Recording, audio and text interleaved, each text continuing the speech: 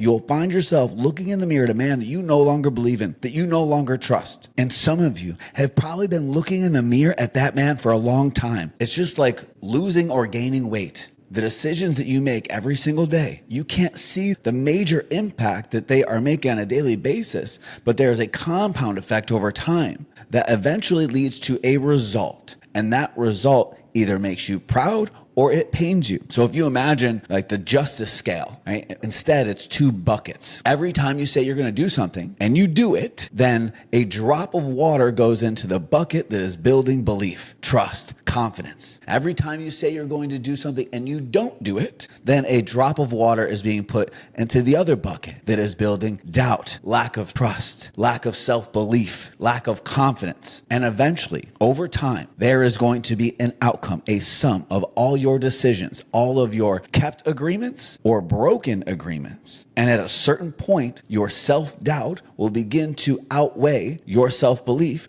or your self-belief will begin to outweigh your self-doubt. And eventually, if after breaking enough agreements with yourself, you'll find yourself looking in the mirror at a man that you no longer believe in, that you no longer trust. And some of you have probably been looking in the mirror at that man for a long time, or not wanting to look in the mirror because that is who you see. But the opposite is also true, which is good news, because if you build a powerful track record with yourself, keeping your agreements, doing what you say you're going to do, adding weight to your word, then eventually, after long enough, you will start to see a man in the mirror that you believe in, that you trust, that you have confidence in, to show up for yourself. And if you can show up for yourself, you can show up for others. If you could show up for yourself and others, you could absolutely show up for God. But you have to start building trust with yourself first. That means in the gym, in the kitchen, at work, in business, doing what you say you're going to do in your relationship, actually keeping your word,